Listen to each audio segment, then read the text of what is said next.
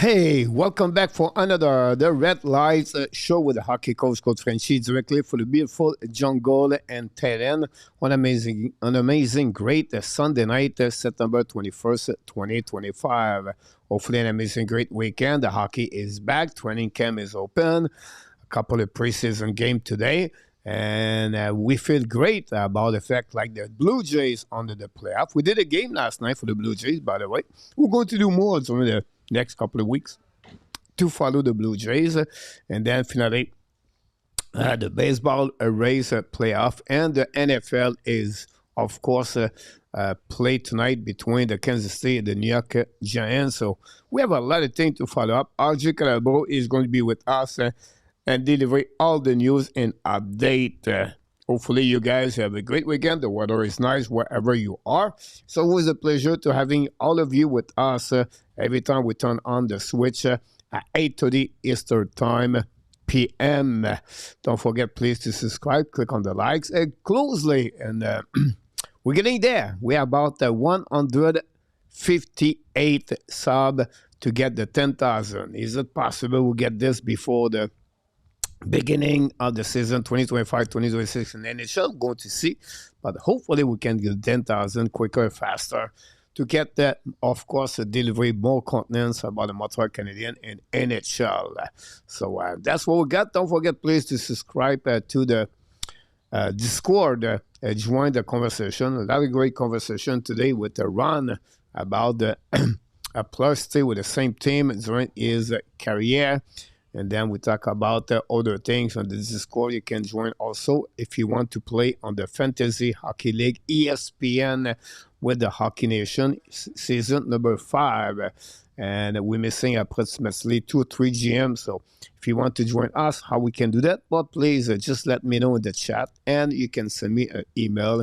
That's the best way. And the Red Light Show is sponsored by the Hockey Hot Stove website. You can join that website where I'm a contributor about the Colorado Avalanche and the Chicago Blackhawks. And of course, you can you can read about all the NHL news.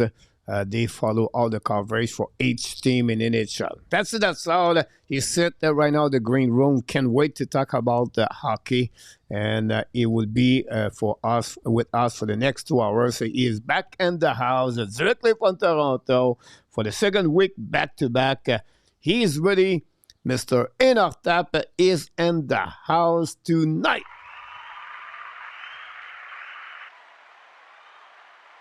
Hello, Coach. Hello, Hockey Nation. Always great to be together on a Sunday, discussing nothing better than our Montreal Canadiens in hopes of another wonderful year ahead of us, Coach. Always Yes, great to be with you. I agree with you. It's a great to finish the weekend together. It's a great week. Great to start the weekend of the week together too on the Sunday night. Usually the red line is going to be about the preview review, all this fun thing happening for the Montreal Canadiens, and that's why we are here this Sunday night. I can't wait to talk about them. Of course, we have a few people knock the door before we start, Mr. Enortap. TH is in the house watching the New York Canadiens live right now. The New York Canadiens play against the Flyers. Matthew Sheffer already have an assist. Mr. Bobby is in the house tonight. Welcome back. Guy is in the house. Mr. Zeph back. I like what the Habs did. They got some people outside use and MLS to rebuild and send a reaction whole coaches from Zeph. Good evening, Mr. Bobby. Gary Conway, the best driver USPS, is in the house. Mac Elliott knocked the door. The Dallas Cowboy maybe will have the worst pass rush I never see for years. So open for the Cowboy. I think they lost again today. Arber Xhekaj, like I mentioned, with all the news. Thanks so much, Gary. Mr. RJ. Mr. Joseph is in the house. Welcome back. Don't forget, from Ontario, don't forget, please click on the likes. One of the members of the squad in Thailand, Mr. Enortap, Roy, is in the house tonight. Welcome back, Roy, for Bangkok. Thanks to you, Jeff. We have Zeph continues to talk about other things in the chat. I like it a lot. PLW, go with tonight. Here we go. Patrick Mahomes to score a touchdown for 4.5 and hopefully he's going to do it. The Kansas, the Giants 0-0 at 4:41 remaining on the first quarter. Mr. Enortap. We have RJ also, Bobby in the top. Butch is back in the house. Welcome back, Mr. Butch. Billy from Nova Scotia knocked the door. Welcome back. Samuel was us at the beginning. Mr. Claude Richard, directement from Ottawa, est avec nous ce soir. Joseph at the beginning. We have Mr. Pete. Mr. Enortap is in the house. Pete, the coach Pete, one of the best coaches in Ontario for the youth travel team. He's ready for the fantasy, by the way, for sure, Billy. Of course, Stan the man is in the house. So Stan, thanks so much to be with us. Stan, I think he did 1 and 5 at the Frenchy quiz Friday night, Mr. Enortap, but it's okay. Don't worry about that. Martian, Warren, Long Island native, and the High fans just scored on the beautiful 2-1 shot, and has to be a highlight for me personally. Something like that. The age, always a bit fun to see players born in the same location have a good career in hockey. Big Steve is in the house. Welcome back, and that's what we got around the. Everybody in the chat, like I mentioned, Mr. Enortap, don't forget to click on the like. We're going to talk about tonight, Mr. Enortap. We need him. Arber Xhekaj going to be the big subject of the night at the Hockey Nation at the Red Lights. But I'm going to start with my headlights, headline of the day, and it's going to be about better preparation for the Montreal Canadiens. We know what happened last season for the training camp, and then following by the game exhibition game, and then the bad start of the Montreal was at some point 5-9-2, I believe, after 16 game. The system, the hybrid, the communication, it was not very good. And injury, Rebacker, lining, and I can go all the way like that. And they feel like Martin Saint-Louis took responsibility about what happened last season. And now you can see completely a new way the training camp this year by Martin Saint-Louis on everything. First of all, the line are always set up. Nice set up. Like they put the line together. They have a better chemistry at the beginning. He prepared them right away to tell them, be ready day number 1 because we want to have a business mode this time and not to be waiting. He cut the retreat of the Mont-Tremblant, less distraction, focus more on the drills, battle, 1 versus 1, 2 versus 2, small area. You can see, then you have a scrimmage every single day. Today was a day off. It was not like pushing like it was usually it is before the 2 game we have next week. But I think overall, Martin Saint-Louis and the players, by the way, are also more prepared. They take more seriously the off summer and the training, and you can see that right away at the beginning. The player jump on the everything Martin Saint-Louis delivered to them, and they're all in as a team together. Whatever we have 16 players still, I think overall it's a better preparation by the head coach Martin Saint-Louis. So I would like to hear from you what you think about that headline. Mr. Enortap and maybe sleep right now. It looked like he's freezing, Mr. Enortap. But it's okay. Maybe we're going to pick him up after that. DD is in the house. Welcome back. So I just give you guys a headline of that. Maybe we'll be back a little bit later. Let's see we get him on that one. No, he's frozen right now. So, but it's okay. Not big deal. Going to see what we got in that shot. First of all, Butcher, Gary, DD. Zeph, Bobby. Could the Habs get a first-round pick for Strouble? No, Bobby. Obviously, no. Secondly, I think Montreal is not ready yet to trade any defenseman. I think they'll have to wait a little bit longer. I think they know exactly what Jadon Strouble can give to them. But at the end, I believe they have to wait a little bit longer to see what they are the ceiling overall. So that'll give you an idea what happening there. Thank DD for the N26 trade Xhekaj for who not getting a better defenseman on the top 6 forward for him. A trade freeze frame Gary. Yeah.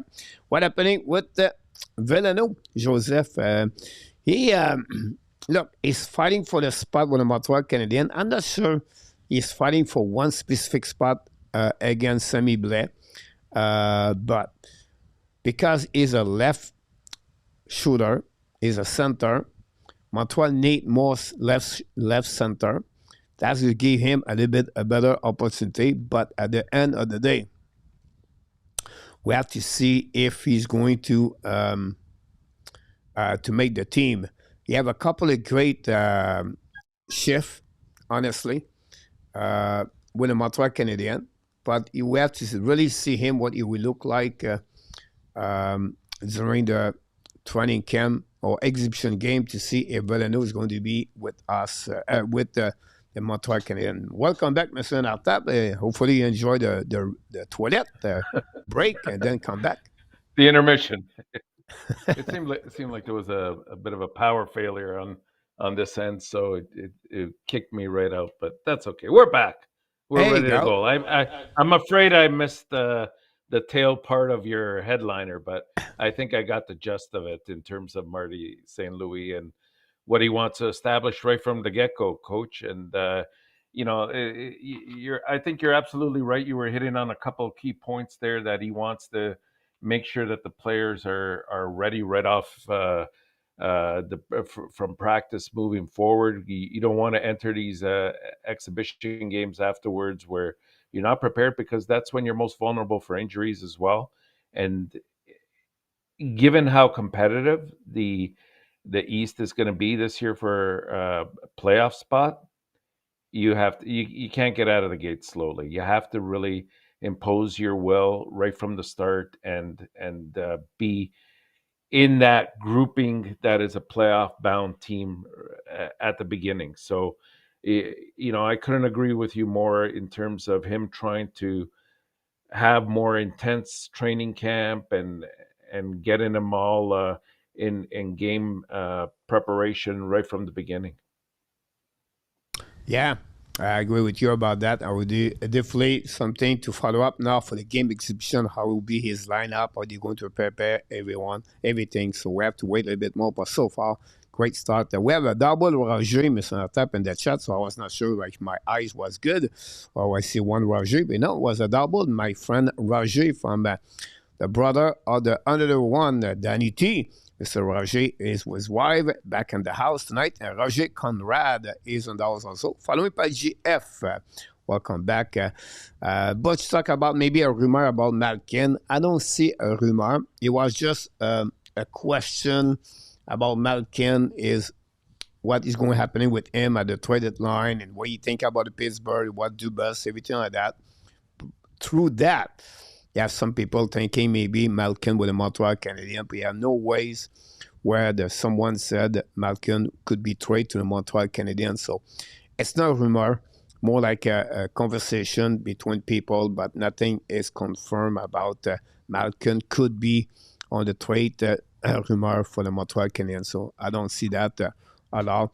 Like N26, I don't see Malkin leave for the Pittsburgh Penguins. If he does, I think he's going to be at the South.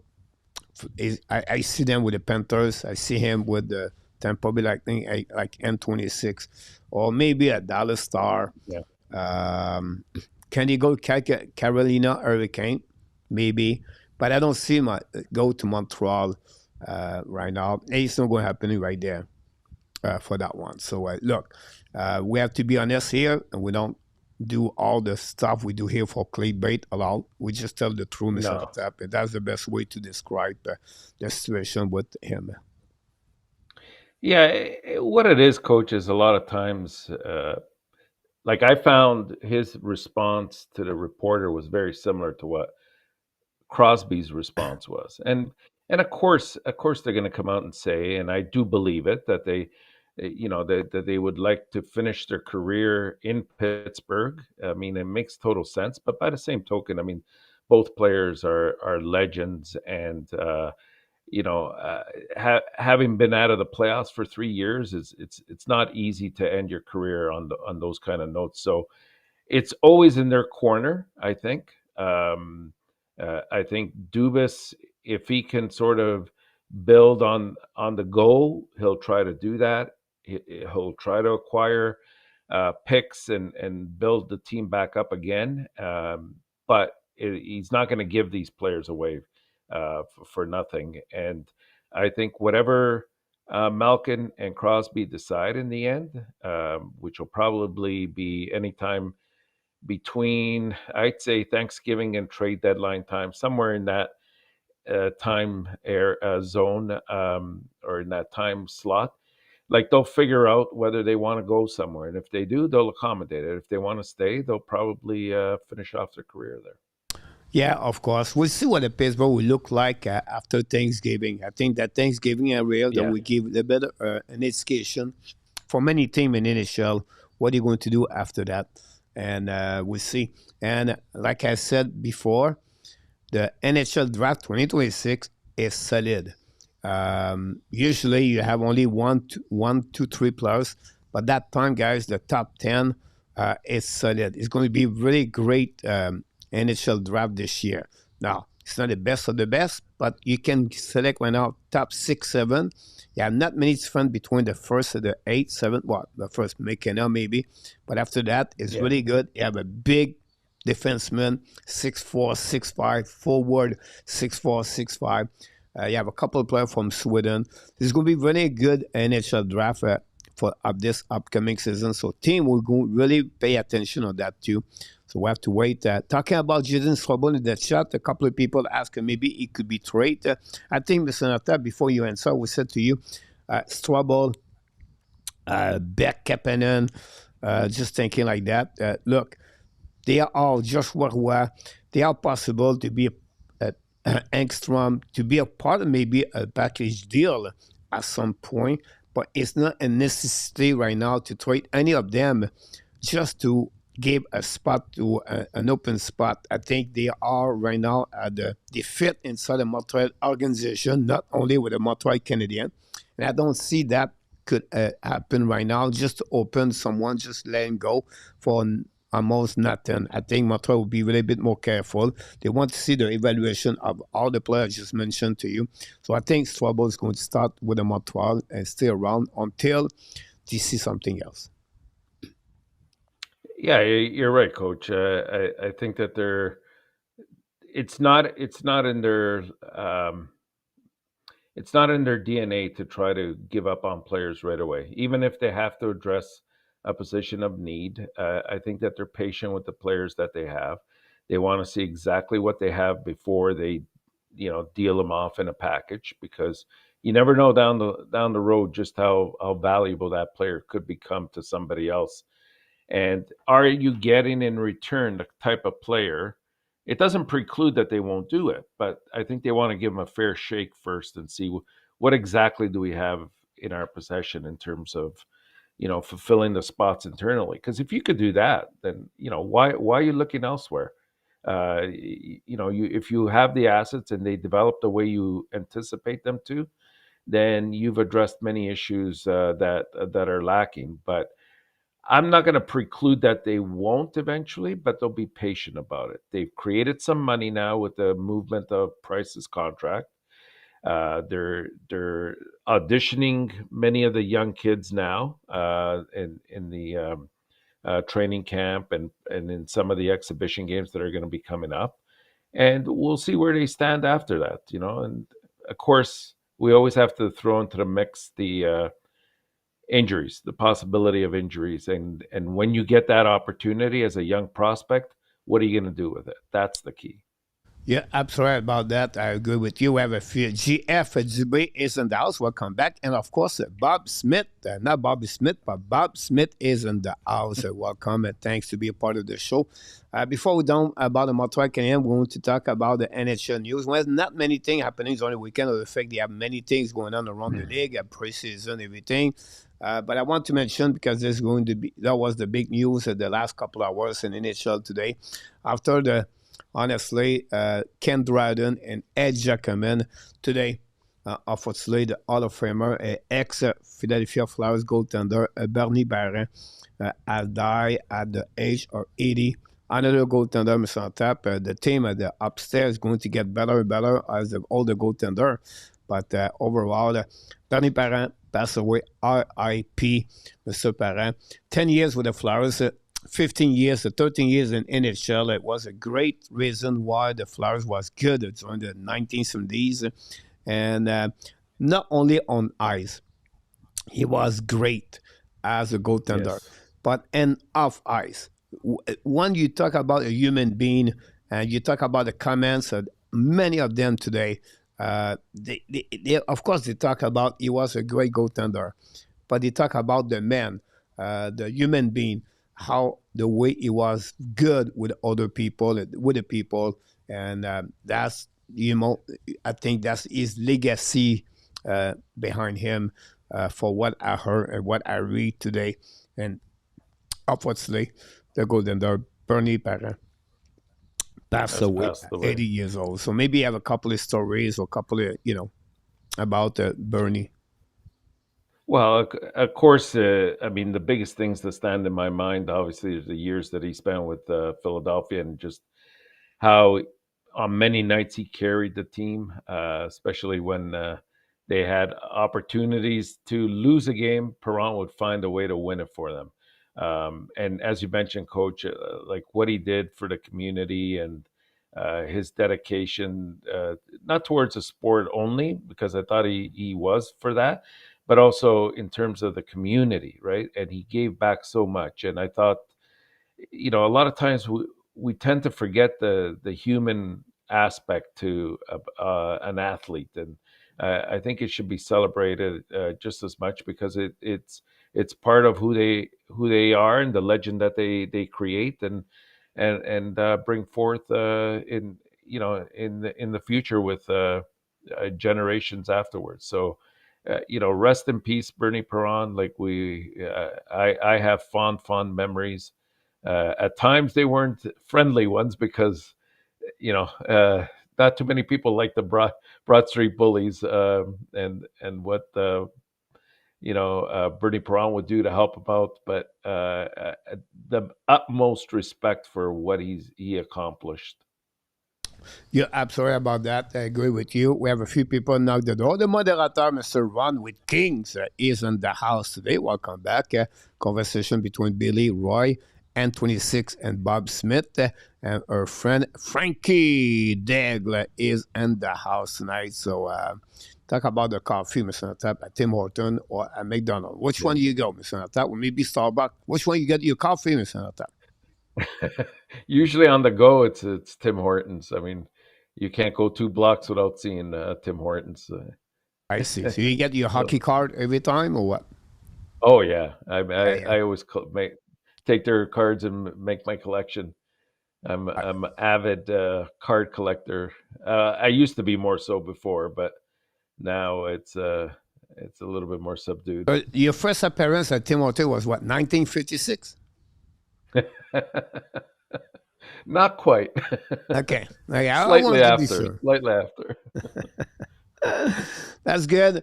Again, Mr. Bernie Perry. I'm going to a little bit to see him a little bit more, talk more about the next couple of days for sure about that. The next thing we'll talk about really is nothing's going on, guys, but Tampa Bay Lightning announced the goaltender Vasilevsky will be out for 1 week, and then should be back. A couple of players missed a couple of days, like 1 day, 2 days. Max Domi back on the ice today on the no practice.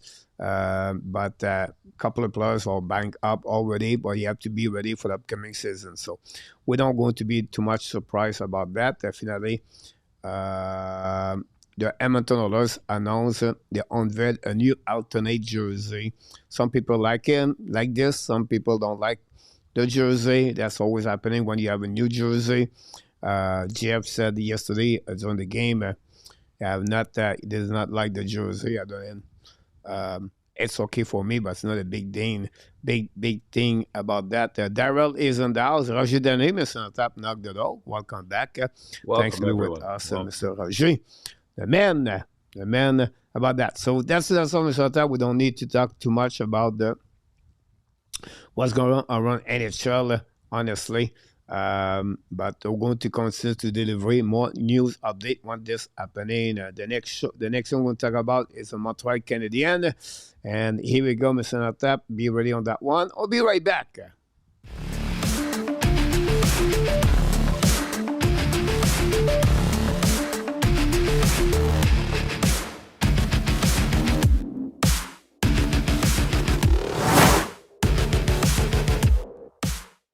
Montreal Canadiens news and update what's going on around the team.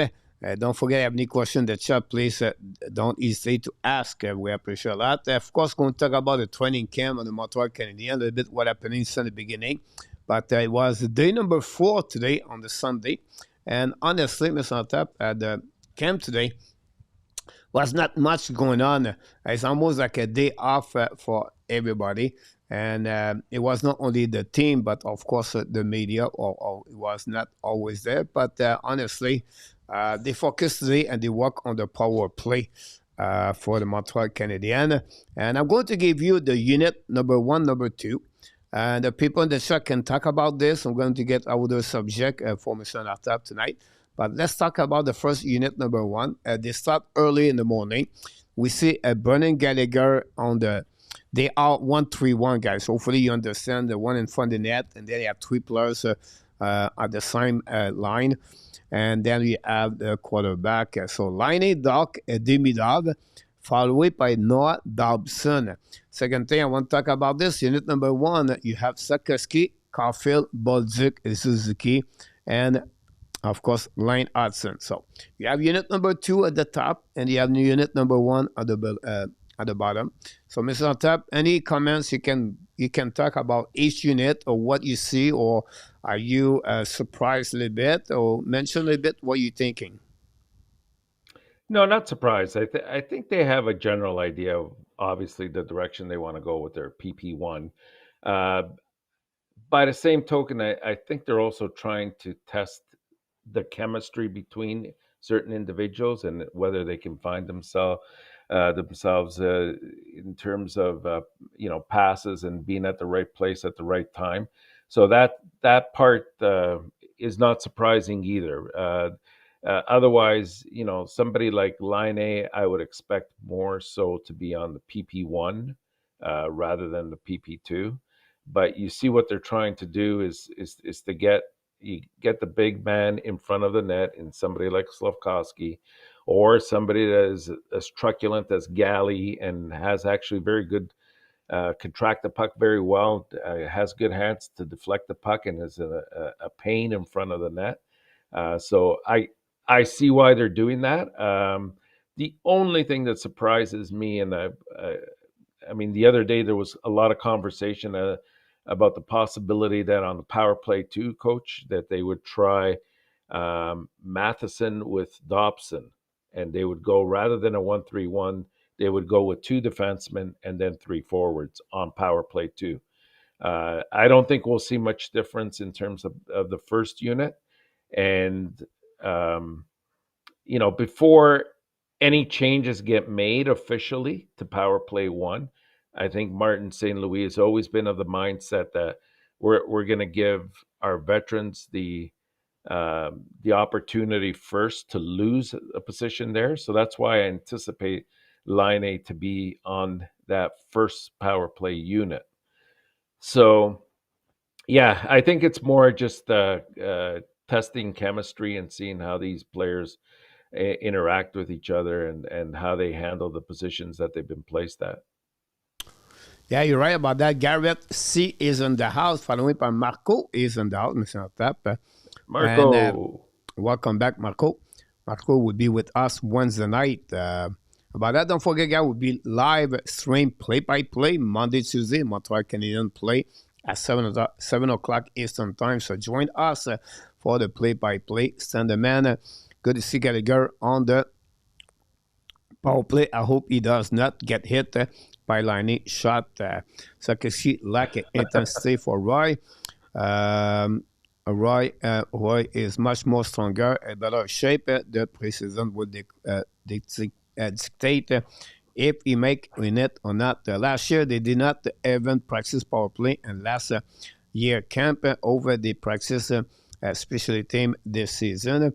Was the case at the best at 24, but this year it was need to take a step about that. So I try to read everything is going on. Power play number 1, Sakaski lining, Suzuki, Demidov, Frankie again. Welcome back, Mr. Frankie, new member.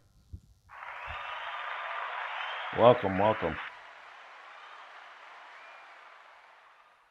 Notre ami Enortap, François Pitt, is in the house. Salut, salut. Salut, mon François. J'espère que tout va bien. Bob Smith, you talk about the waiver players. Could you ask this question again so I can answer to you better? I did not follow up with your conversation with someone, so don't forget everybody to click on the like. So here what happened there, I think Marcus said this in the chat to someone else, but he said, it's a too well-balanced power play. So you can play 1 minute there, then you can remove, and your power play number 2 is exactly like the power number 1. They're very good. You have Lani Demidov. Now, for when I see that, Mr. Enortap, I see one thing, and maybe you mentioned that. It's by line. So one Demidov is Lani, but the line, they are together with Doc, but after that, they are not losing anybody on the next line. If you have Caulfield, Suzuki, Sakaski, that's the line together. Usually they play. So they want to mix up the line number 1 and line number 2 together. Look, that's not guaranteed going to be like this forever, but that will give you one reason behind what the way they did that. Now, Budzik is a great sniper. As a bumper, that's a great place for him. I have no doubt in my mind that's pretty good for me. On the defenseman, that's a really good selection. Hudson and Noah Dobson. So I think this is very good on the both sides of this. Of course, you have friend Suzuki on that side. That's maybe, if you look at number 1, unit number 1, I don't really like Suzuki on that side. He scored a couple of goals there, I know that, but you have a right shoulder on the left side. You cannot use or expose you one-timer shot. But again, not end of the world, but this would be one area. Maybe they will turn a little bit better. Now, I put Budzik there. You can put Suzuki as a bomber, and you can use Budzik on the left side. That would fix the problem I just mentioned to you. So, at the end of the day, Montreal have option like they never had before. And that's good. And then to not have Mike Madison there, and then Kaden Coley, so you can return after the power play. Usually the opening team is on top, come with the top line after the power play. Now you have Kaden Coley, Mike Madison, they can be there together on if it's necessary, or you can use your third pairing defenseman, and then you can use your bottom 6 over there. Only is not there, and maybe right now it's about Zik. So again, as a coach decision, that's helping the Montreal Canadiens after the power play, of course. So I think overall this is going to be for the beginning, but nothing is guaranteed for the rest of the season like that. Don't be surprised, we're going to have modification at some point, and we're going to see. I don't know how you want to add something else. No, I was just going to say I definitely see that there will be some kind of movement here. Again, this isn't written in stone. When I look at that power play number 2, coach, I also worry about the possibility of penalty kill in terms of the other team. Like none of them are extremely strong defensively of the players that are on that second unit, which can sometimes be a worry and make you more susceptible to their penalty kills. So they have to be very careful with that, and I think that's what this is all about, right? It's try these players in these positions and then tweak it as you go along and see what creates your best option, and you go with it. You're right about that. Madison would be lucky to reach a 40 point without pro play, forget $6 million for that. 6-0, the Chiefs missing Enortap with 9 minutes remaining on the second quarter. Again, the Giants. A lot of comments in the chat. I appreciate a lot. From coast to coast, that's what Danny. I love it. Mr. Dan Ashton, Mr. Enortap is in the house with Colette, followed Hello, by Dan. the Triple W is in the house. So glad to see all of you guys. Don't forget to click on the like, subscribe, and don't forget to be with us on the Discord. Should not be worried about getting score under your own power play for that one. So that's what got happening today on the Sunday day number 4, the training camp for the Montreal Canadiens. They really prepare for the upcoming pre-exhibition game this week. They have 2 games Monday, Tuesday, and then following by 2 more games after that with the Toronto Maple Leafs. They complete after that 2 games with Ottawa Senators, 6 games on the program. And you agree with me? Possible Martin Saint-Louis is going to start with they all play at home both games. He's going to use his 4 line. Like to use 2 line of the NHL right away tomorrow. Do you think it would go that way, or will only use 1 line tomorrow and 1 line Tuesday, or it will go with 2 line and for the first 2 game of the exhibition game? I think because if I'm not mistaken, I think they're playing 4 games in 6 nights coming up, right? If they got 2 back-to-back. 2 games that are back-to-back in a row. I think they play Monday, Tuesday, I want to say Thursday, and then Saturday, and then 1 more on Tuesday, I think, to They complete have their schedule. Monday, Tuesday. I think they have Thursday and then Saturday, followed by Tuesday, and they go all the way to Saturday. Yeah, so they have four games in 6 This nights, week, yeah. so which it's going to be tough. So I think he will disperse it, and you will see, rather than emphasizing just one particular line, you're going to see more of him rolling out a few different lines. And again, what you might see is a juxtaposition with some of the players. Again, just to test out the chemistry between some of these players. And keep in mind also, Coach, there's certain things that they're going into the training camp and into these games trying to observe, and that's, are there certain highlights, or certain focuses that they want to look at? For example, and the guys that come to my mind are guys like Newhook. I think they're trying to really emphasize on his defensive play, and they're aiming to sort of make him make up for the loss of some of the players that they had, like Armia and a couple of other players that they had, Dvorak. So he might become pitted into a particular role, just kind of like what we saw with Anderson last year.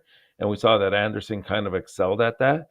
Of course, there's Joshua Roy, which we're hearing very good things. He's trying to make up for a very slow and I hesitate to use the word disappointing, but by his standards, it was disappointing training camp last year, and he's trying to demonstrate that he's worked hard over the summer, and hopefully he could show something for us. Of course, there's Kirby Dach, and we all know the story there in terms of him being a 2C. But the key again is going to be trying to amalgamate both depth and chemistry together on the team, and keeping it in line with what Marty St. Louis said earlier, that we reiterated, and that's being intense. He wants to see, if that ball is loose, who's going after that ball? Like, is the determination there? Yeah, you're right about that. We'll see. I think another thing we have to pay attention more is about when they play at home. Montreal have more, the home team usually played a bit more the regular player at home for the satisfy the season ticket holder, or the people visit the fans come to the game. And when they go on the road, they maybe go with 1 line and more use the American Hockey League player. But we have to see that. But I think it will be 2 line. I would be not surprised Monday, Tuesday to get 3 regular defensemen maybe. And then a split. So we have to wait what could happen. You have a question or a conversation in the chat right now talking about, do you think Tobash is going to maybe lose his job for Kakkonen. What is the percentage? I think this question was from Marco. And following by the people said in the chat, possibly we keep Kakkonen. I think it was PLW over Tobash because it is an exam waiver for Tobash. Are you agree or disagree with that, or do you think it will be honestly, no doubt, Tobash is going to be with Montreal? Well, ultimately, I think it's going to be Dobesh's job to lose. I mean, I like the fact that there's a certain level of consistency, and there's still a lot of growth that can happen with him. And he's got a lot of the attributes and skills necessary to be a solid backstopper as well for Montreal. Having said that, I do agree. Like if you keep him, then you have to waive Kakkonen, and the possibility that he gets picked up in an NHL where goalies are not, and there isn't a high supply of them to go around, is very very high. So we might see we might see them starting Kakkonen as their backup, but personally, I would like to see Dobesh in that role. I think he's shown over the some of the playoffs last year, but also some of the games that he played towards the end that he really kept Montreal in some of those games. He's gotten to a point where he's almost at the level where you could say he's merited that position, but he's got to prove it. He's got to go out there and show it on a nightly basis. Yeah, absolutely about that. So we have to wait to see. I think Tobash is going to get it. I don't see any problem with that part. Then, of course, we're going to see also. You have a question for Stan. Who's going to be on the PK? Look like right now is going to be New Hook. He will be on that one. I would not be surprised. Giordano will be another one there too. But right now, it looks like New Hook is really on the one is was mentioned because he does not play right now the power play. So they're going to give him a specific role like Josh Anderson, of course. So it's going to be there.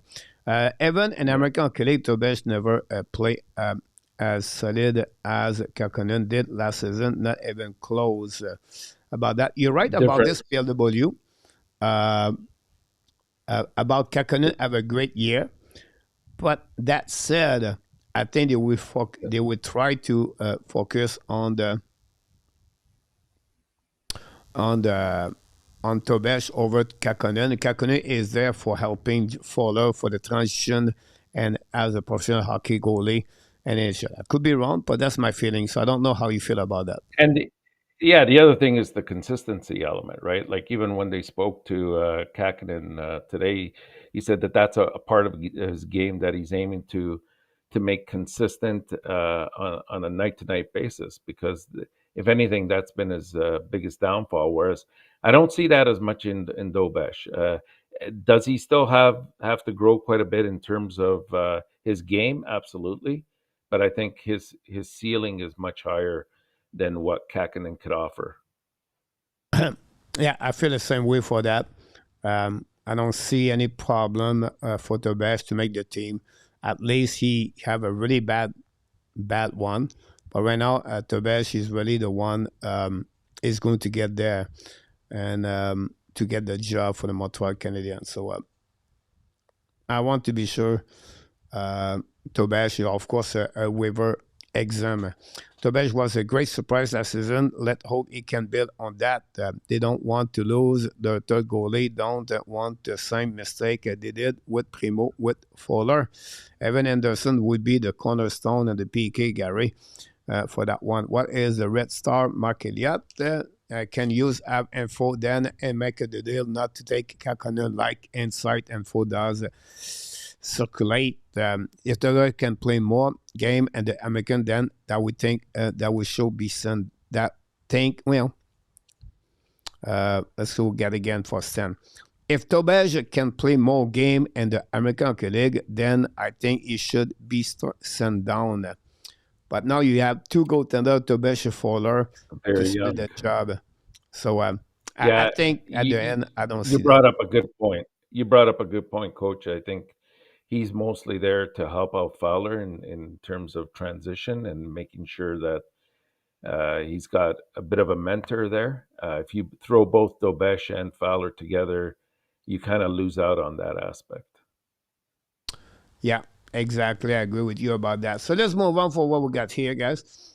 Um, I don't know if we call this a battle, but I think this is where I believe you have Joe Veleno and Owen Beck. Oh, I'm sorry, Owen Beck and Oliver Kapanen. And then you have Joe Veleno and Samuel Blais.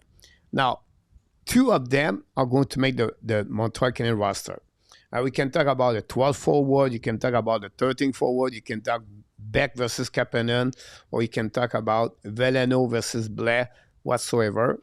But how do you feel about that fight, everything like that? We know we did not start the exhibition game, but do you think if you have to select two players, who do you feel Montreal going to go with who? Well, when you look at Veleno, we'll start with that one first, I guess. You look at Veleno, he's got the versatility that he can play wing or he can play center as well. And that's a plus that you don't get with Blais, but Blais probably has a bit of height over him, and he's got some physicality that he can also offer. And he's a very good. Well, actually, they're both very good skaters, but Blais is a solid players or skater as well. I think personally they'll go with the versatility and the fact that even Veleno is very pumped up about himself in terms of what he's done this summer, and he's confident that he can return to the form that he showed and demonstrated in I believe it was Drummondville in the Q, where he had a couple of very good offensive years. So we'll see if that's the case. So I would do that. With Beck and Kapanen, I mean, look, I love Beck. I think that's no secret. I've always um, professed that in terms of what he can bring to the game and what he can offer for Montreal.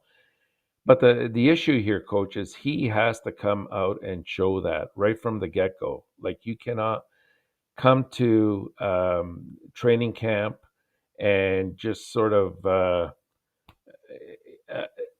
demonstrate a portion of what you have on the table. You've got to go balls to the walls, excuse the expression, but you have to show that you want that position. And I think Kapanen last year showed that. The only difference is Kapanen sort of reached a certain level, and then he tapered off a bit, and that was a bit concerning. And he was kind of tossed around between two different lines. Uh, I'd love to see Beck take that spot, but it's up to him to do it. Like right now, I would put Kapanen ahead of Beck, but I in my heart I'd love to see Beck take away that 3C position. Yeah, I like a couple of people in the chat. Welcome, everybody. Thanks to be with us. Eminem, welcome in the house. Now, before I talk about this guy, a conversation about Kekkonen. We're going to lose him, and now we're going to have no goalie at Laval. Wait a minute. We don't talk about Ken Dryden right now. We talk about Kekkonen. Come on. He did not play in NHL last season, guys. Now you expect him to be a great backup number 2 in NHL. You have 32 teams, 31 teams could sign him last season. He get released twice. His number in NHL, guys, I disagree with PLW, but 386 and then 3.51 and 4.12. His save percentage of 907, 923 and 6 game, and 801 game. When he played a couple of seasons with Minnesota, he was at 2.86 at 0.907. He played, guys, 140 game in NHL.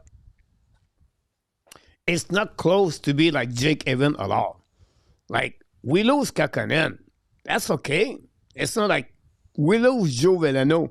It's okay. It's not end of the world. Right now, we're like, we cannot lose him because now it's going to be difficult, and now we're going to have a Tobesh, and now, come on, we talk about Kakkonen. Like, he's not going to be an Hall of What Famer, it is, Mr. Enortap, and live right now. Wait a minute. Yeah, put the right things and, play the card right properly right now. But for me, who cares? We lose yeah, Kakkonen. Like, it's yeah. I okay. agree. I agree. I You know? agree. I think it was a calculated risk that Hughes and Gordon took to pick him up, and I think their initial intention is having him with Fowler, right? Unless something happens with Dobesh that he doesn't come out and look very good at all, and so that gives you security on both ends. If they lose him, I mean, it was a calculated risk. It's not like you're losing uh, some great goalie that's out there. And I agree. Like I said earlier, there are teams out there. The demand is high for goalies. The supply is very low. So chances are somebody might take a chance to pick him up if he goes on the waivers. But all the power to you if that's the case. If you're hanging your hat on Kakin and going to your team and rescuing you, you got bigger problems than that. And again, like, we have to give the net to Fowler and American Hockey League. Of course, if you Yeah. lose Montembeau, you would like to have maybe a goaltender way experience. I understand that. But it's like, if you lose Vasilevsky, you have Owenson now, and you have nobody after that. It's like part of everybody in the NHL. So for me, if we lose Kakkonen, it's okay. You're not losing a guy like 23 years old or 24 years old. You don't know be seeding, everything like that. For me, I don't have no problem with that part. And I don't think they signed him to consider him to be a backup number 2. I think they consider him to be with Laval, and they will see if Yeah. he passed the waiver or not. But at the end of the day, for me, it's not going to be a major problem if we lose him at all for the Montreal Canadiens. I don't see that really very, very important for the Montreal Canadiens. So I think for me, I'm not worried about that one. So we have a couple of people. I got to give Fowler another year in minor league at that, in my opinion. But I think for me, guys, maybe 2 years for Jacob Fowler. I wouldn't be surprised about that. And we see how he's going to develop. But it's going to be interesting to watching him this development for the upcoming season. And we will see if he look good with Laval Rocket. But his benefit, like Owen Beck, we talk about this, or Florent Xhekaj, it will be good for Jacob Fowler to be with Laval all year long and to get that experience about that one for the Montreal. Maybe carry 3 goalie, not allowed. Why to go there? Why so? Why I is so think he's joking. important? I think Kakkonen Marco's joking. about that. Marco had. It's okay. He can go. It's okay. It's okay. We don't have to worry about that. For me, I have other things to do that for sure. Here we go. So Beck, Kapanen, Mr. Tap. I think Kapanen is in front of Beck right now. Veleno, Blair. I think Blair is advantage for against Veleno because the role about that. But I think overall, they maybe go with Veleno, Blair, and Kapanen, of course, if they go that direction, and Beck go back again with the Laval Rocket. So we have to see what could happen. Now, I talk about this on I do more short video right now, so to helping the YouTube channel a little bit more. And today my video was about a declaration about Anthony Martineau for TVA Sport about this. The media confirmed, or they said yesterday, Arber Xhekaj have a bad attitude, no effort, and does not like what they saw so far. For it was from Anthony Martineau from TVA Sport. My video, or my short video, was about the fact, like, wait a minute. We had 3 days on the practice training camp. We don't have any game exhibition. We did not start the season yet. He did not play 15 games in NHL yet. We're not in November yet. And now we talk about the bad attitude and the effort of Arber Xhekaj after 3 days. I don't get it. I understand Montreal excited for the upcoming season. I understand all the vibes, but why to jumping right away at the beginning after 3 days on specific players? Like it could be Patrick Laine, it could be Kirby Doc.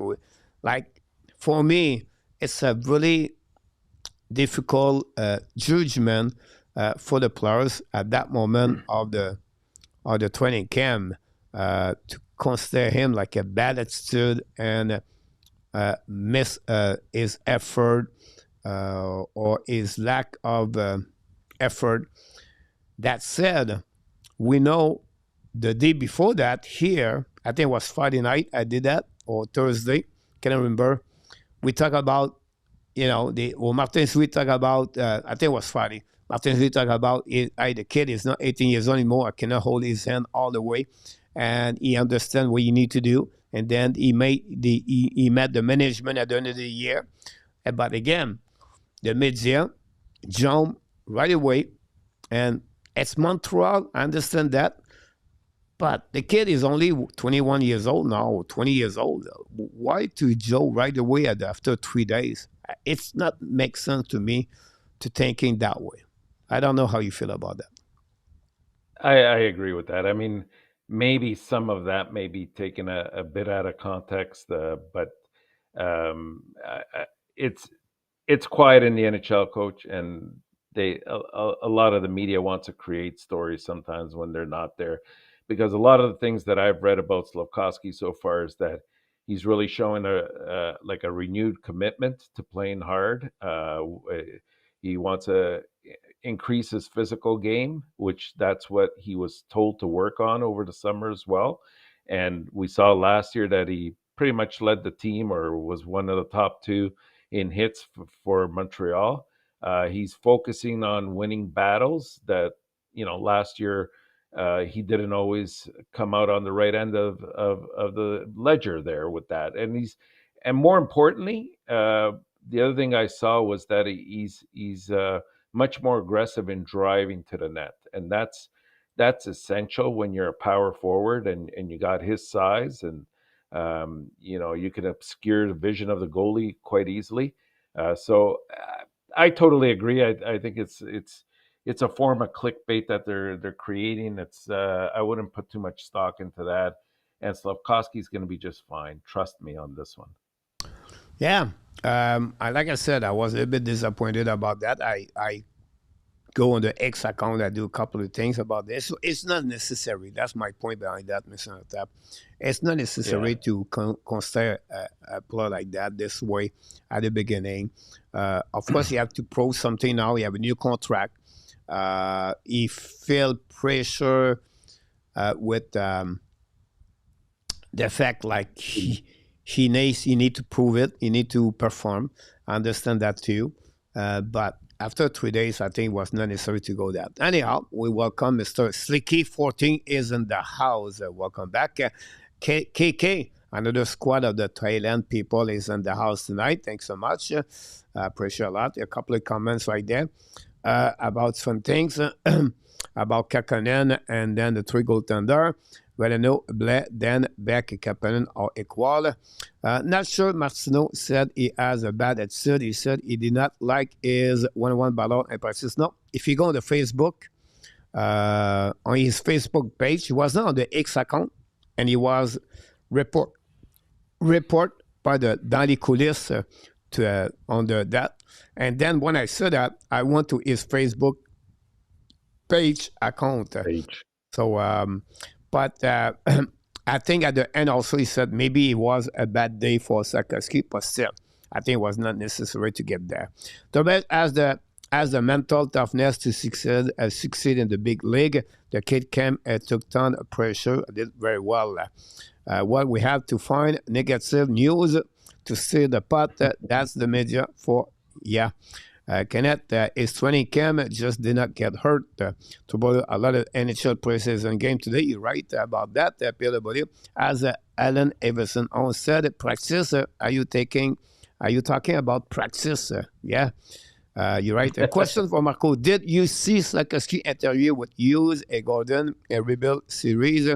they grilled him on being ready for the camp this season. Yeah, I said that interview, that conversation. I think at the end, and I'm going to give you that, guys, because I'm doing some homework. By the way, Mr. Enortap, I'm doing a really good homework right now. I'm doing all the NHL draft in the last 20 years from 2000 to 2000 for 2020 for each team for round 3, 4, 5, 6, 7, and then 8 and 9 for a couple of years. And I look about which team have the best selection, everything like that. That said, Mr. Enortap, that's my bubble, that's my homework. Second ski, guys. The last 2 years, his first 41 game, Mr. Enortap, 4 goals, 11 assists, 15 points.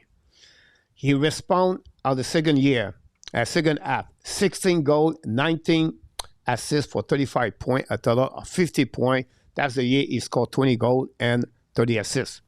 Last year, after 41 games, 4 goals, 19 assists, and 23 points. He's increasing his number of points of 8 points. He has 23 and 41. That gave him approximately 46 points. He responded again better with 14 goals, Mr. Enortap, and 14 assists for 28 points for a total of 51 points with 33 assists, 18 goals. But if you calculate both seasons together on the first half, 8 goals, 30 assists for 38 points. A second half season, Mr. Enortap, 30 goals, 33 assists for a total of 63 points. So this is a player he needs to step up more during the first half of the season to start out there. That's the reason they sit with him. They explain to him what he needs to do and to start at the season number 1. We understand not everybody is Mr. Brent Savage. Super Chat. We have a super chat, Mr. Enortap, from MST. I think this is the first time MST is in the house, so thanks so much. Very kind of you to do that at the super chat. The first goal of the game, Mr. Enortap, tonight at the red light.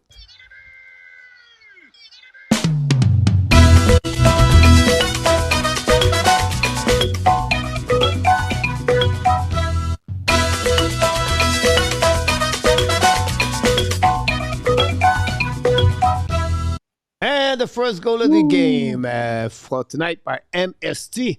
A great one-timer shot, Mr. Enortap, happening on that one. We're going to get an assist to Bob Smith on this one. We're going to get an assist, of course, at PLW. Both of them get a credit on the point here on that one. And, that's happening, Mr. Enortap. So, now I lost my mind. I completely lost what I'm supposed to talk about, Mr. Enortap. That's okay. It happens, Coach. Yeah, I was talking about Slavkovsky, by the way. Yeah. So,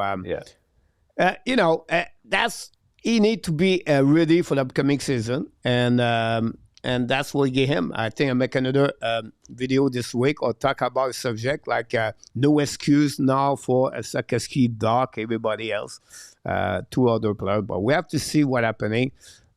For that. And then I want to add one more thing before you talk. Maurice Robillard, another squad of the talent, is in the house. Welcome back, Mr. Maurice. Welcome, here we go. You can add something you want to talk about this or not? He's still a young, developing hockey player, and he's demonstrated that he's slowly getting to that level. I think part of the trepidation here by a lot of the media is the fact that he's a number 1 pick overall. And so they have certain expectations for him right off the get-go. And, you got to realize it takes a few years, especially for somebody like Slavkovsky, that to develop to the NHL ice, the fact that he has to play in a certain way. He has to engage in certain battles that perhaps before came quite naturally and easily for him. And so that takes time. I mean, we're talking about a young hockey player that has such a high ceiling. And by high ceiling, it doesn't necessarily mean points too. I'm not expecting him to come out with 90 to 100 points. I think if we set our goals too high, then that's counterproductive as well. But what does he bring to the game that will enhance Montreal? Like, what is his role? And those are the things that they're trying to emphasize with him. And so far, yeah, sure, there's areas that for him to improve on. But I think every summer he's shown and come back with improvement in those areas. I mean, if you recall the first year, he looked like a deer in headlights, and given his size, he was being knocked around quite a bit, and that doesn't happen as much anymore. And I think that he's working on the individual one-on-one battles, and if he ever puts not just the second half, but the first half together with the second, he's going to be a rather important piece for Montreal to move forward. Yeah, great point about that.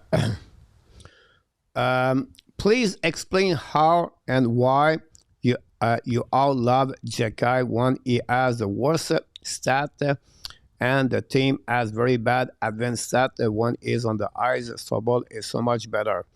About that. Good question, for sure. Thanks for the likes and the goal and the super chat about that one there.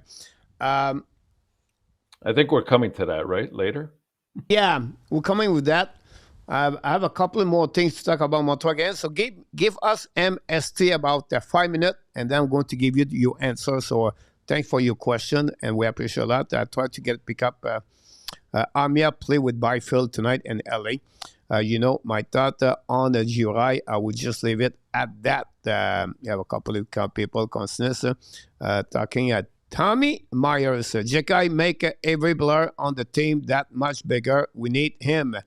About that, I'm going to answer to you guys the next couple of seconds. I just want to pick up something in the chat. If I miss something here, Mr. Enortap. So Mike Godet is in the house. Thanks for the likes. Next thing, Mr. Enortap. A better fit for Bolduc with the Montreal Canadiens. Now, it's not contradictory what I just said, but everybody talk about Mr. Enortap. Dimitrov should be on the first line at some point. And I can understand that. Now, they talk about if Dak is not good on the second center, they maybe use Bolduc as a center number 2. I don't know. Never see him Bolduc as center. So I cannot judge something I never see. Can is able to do that? We have to wait. It's not difficult to beat a 40% face-off anyway. So I think he can do that. But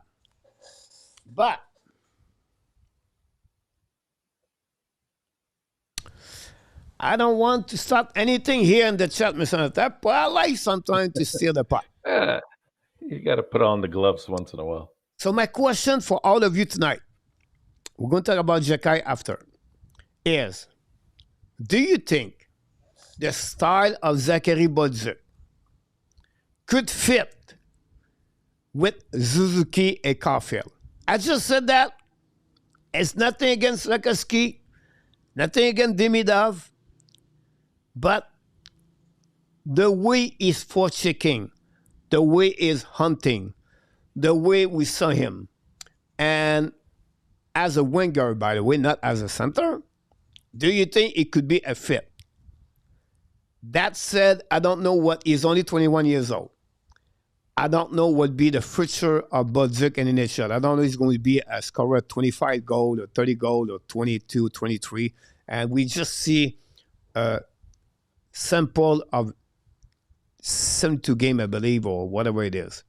At the end of the day, do you think the style of Bolduc could fit with Caulfield or Suzuki?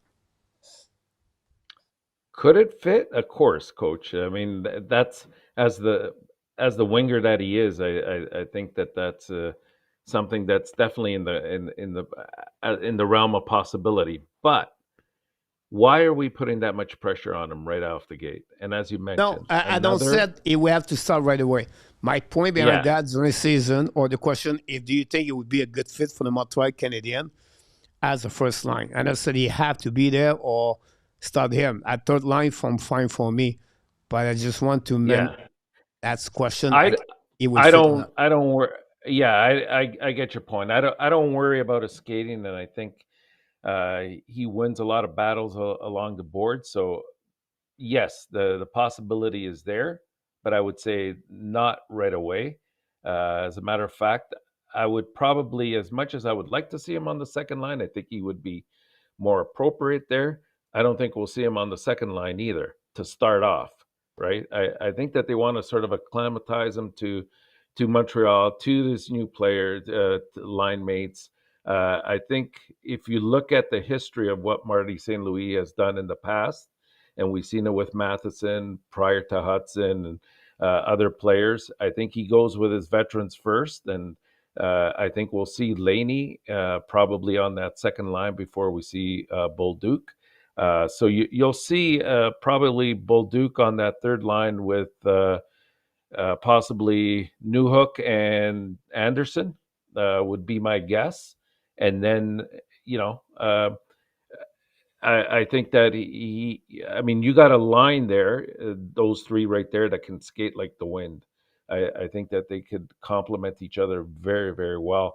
But I think you'll see eventually, especially if things aren't going well for Line for whatever reason, which I don't anticipate, given everything I'm hearing, that he could move up to that spot, and he'll be quite effective there too. He's got a very, very good release and a very accurate shot. Bolduc does, and there's a reason that we gave away Mayu to get this guy. Moving forward, he fits into our plans perfectly, I think. And now let's groom him along slowly in the proper way, so that we can maximize the contributions that he can give to the team. Great point about that. The question I have is Nook a center? I'm not convinced about that. I'm going to give that answer right there. Next couple of seconds, Kenneth, don't go nowhere. A lot of great comments, guys, left and right about fun things here. Bolduc is François Bolduc with Line A demi-dart would be a good two, but Bolduc is better winger. About that. And I came from what this idea is coming from, is Enortap. So what I look, I said, okay, the last 5-6 years, remember like Barbashev with Vegas in the playoff when he came back for the Blues, make a transformation on that first line. But is forechecking. You have Doug Brown with the Kings is forechecking. Then I really look for Palat with the Tampa Bay Lightning with Point and Stamkos or Kisharov example, right? Palat was excellent during the playoff, everything like that. And I look about the size of Palat, 6 foot only. But it was the guy was doing the 30 job for that line, right? You don't need to destroy a guy to put the guy through the glasses. You just need to win your battle, close and recover the puck for your teammate, and that's it. That's what. So Bolduc have the same size. What is really interesting in Enortap? I just look again. I was like, really? Palat playing in Enortap 13 years so far.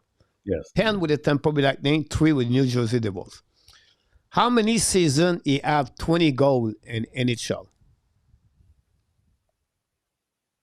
I don't put you on the state. I just want to give you an idea how many seasons he has on 20 goals plus. I think it was just 2. Yeah. So the answer is only 1. No, only 1. Okay. Okay. He has 2 seasons at his young age, 59 points, 63 points. After that, he's always been at the 40, and he hit only 150 points after that, and 16, 17.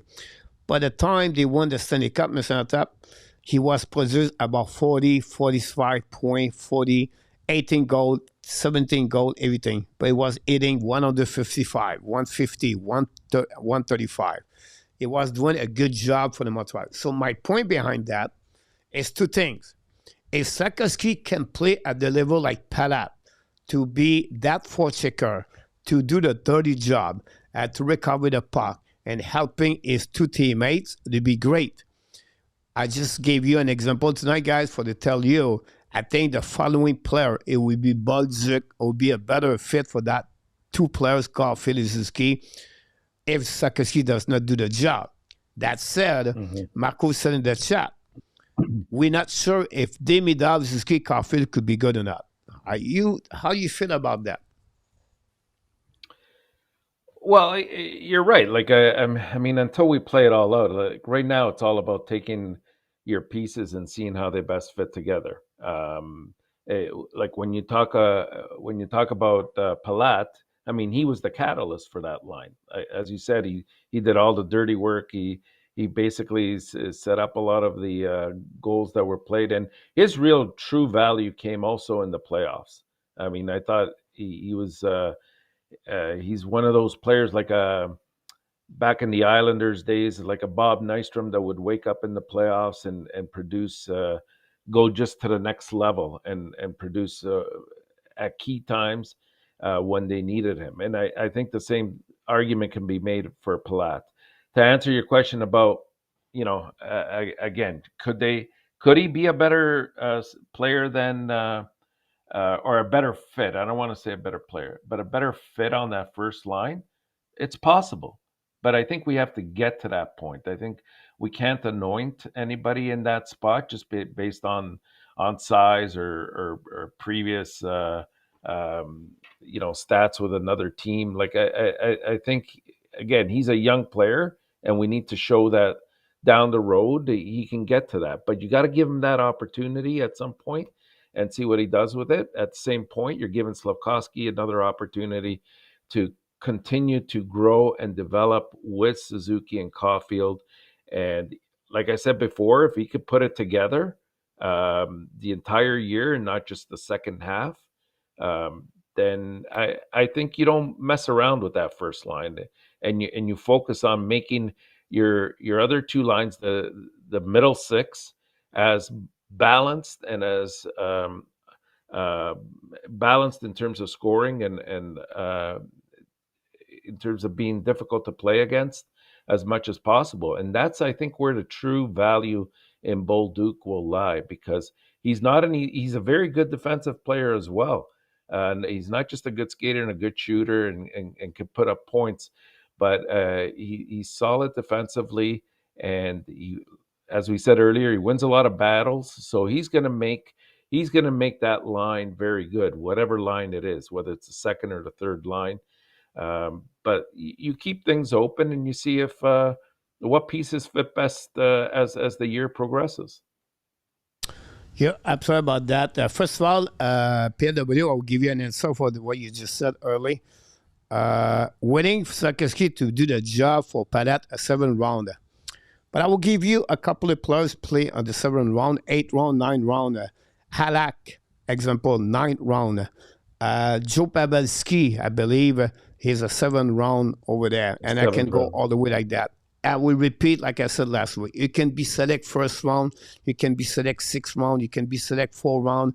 Brendan Gallagher, 5th round in NHL. He does a job in NHL. So for me, whatever you are selected, it's not give you a reason you have to perform or not. It's just you have to develop, and we'll see what he look like. Because Jason Robinson, I think, is a 2nd round or 3rd round. He scored 41 goals in NHL. It is what it is.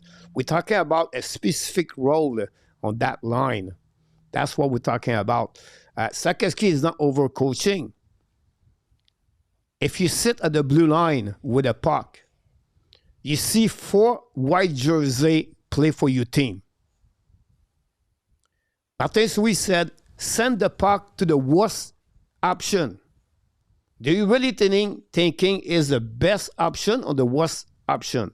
Is it an overcoaching or is it a decision-making by the own players? It's not overcoaching. And overcoaching is to tell the players, when we go to play a 2-1-2, that's what I want you to be around. This is a statement to the players what you need to do. If you go on the offensive side, But you have to do this. You have to do that. If you do that, this is overcoaching. But the way Montreal play and the way hockey is right now, you cannot tell the players, stay there. Don't go nowhere else.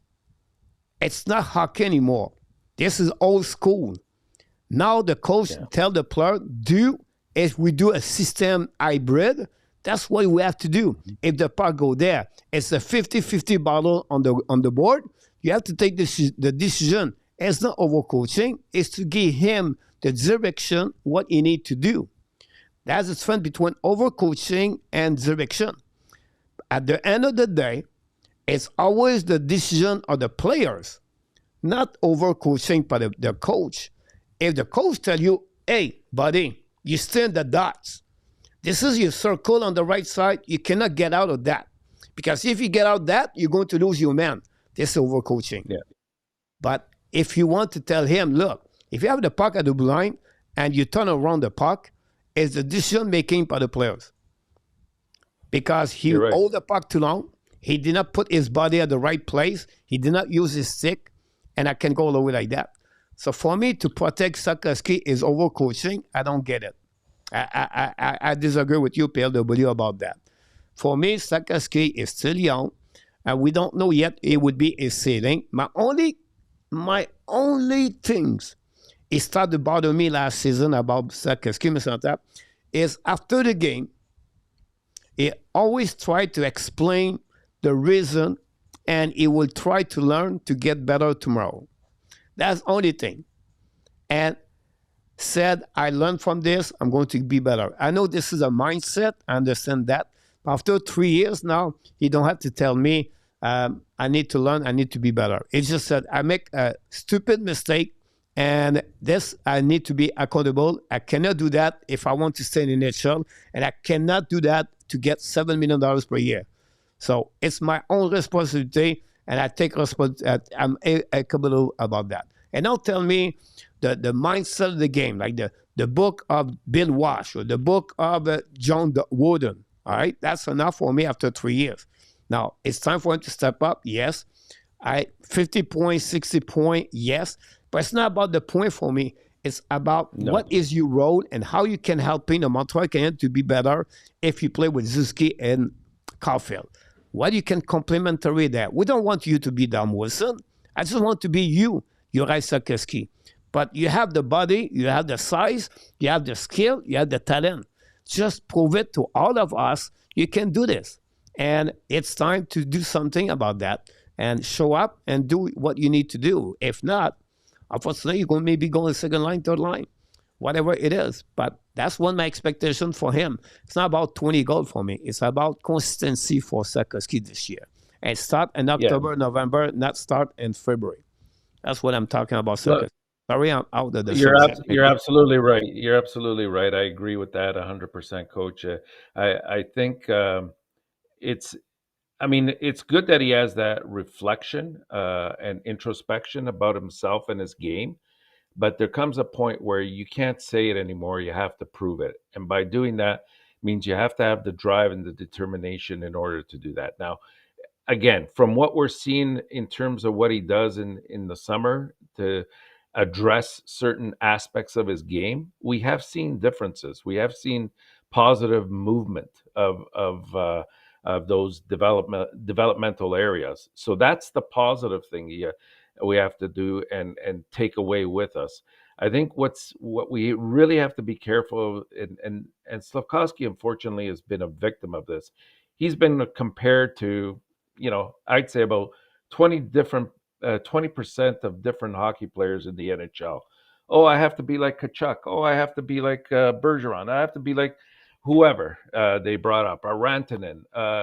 And that's the worst thing that he can do, because I think he has to focus. He knows what he does well. And as you said before, and I totally agree with it, I think that he has to be reminded in terms of how he fits in that role.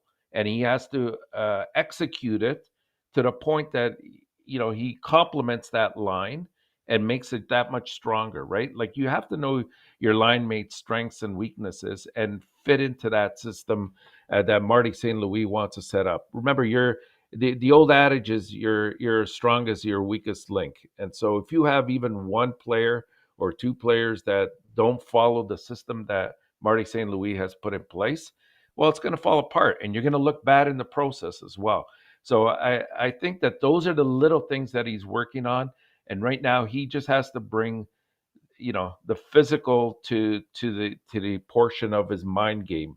And once those two coincide, I think we're going to see a vastly improved Slafkovsky.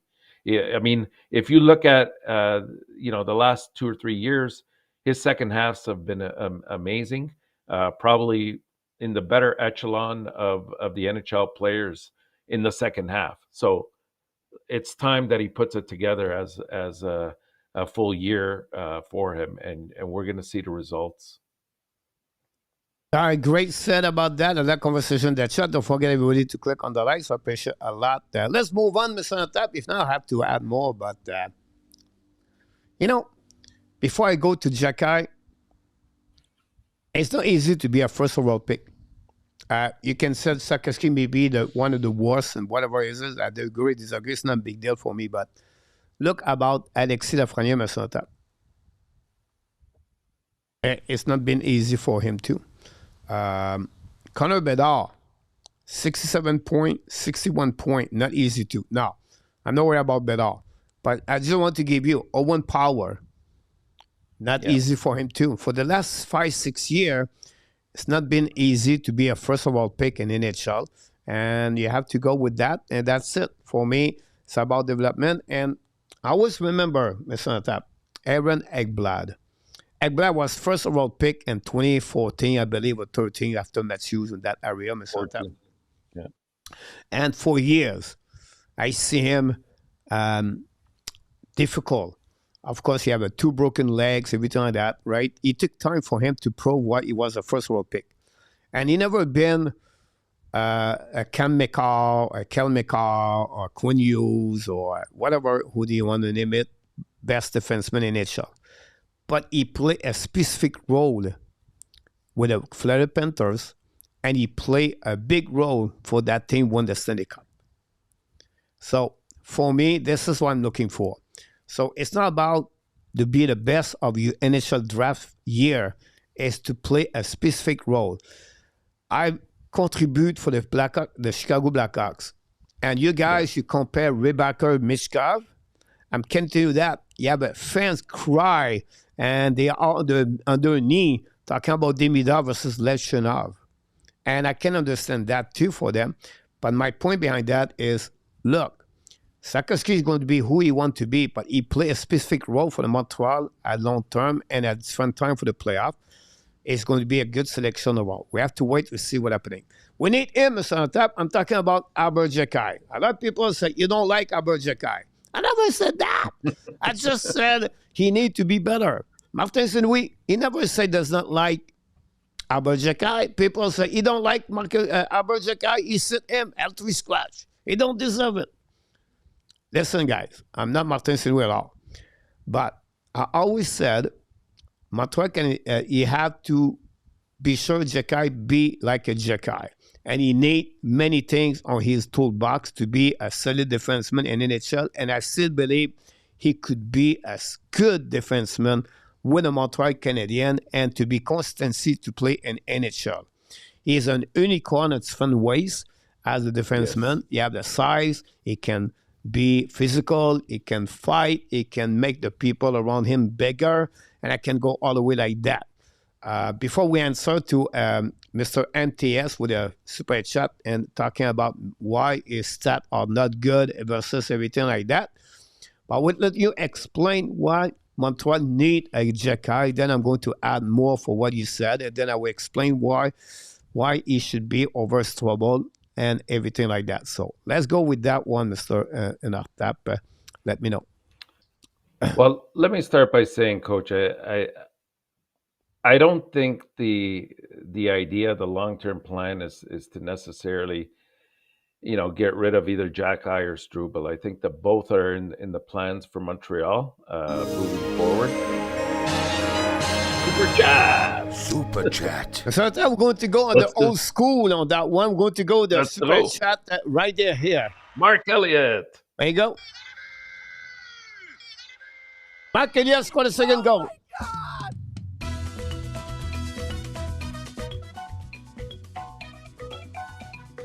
Thank you.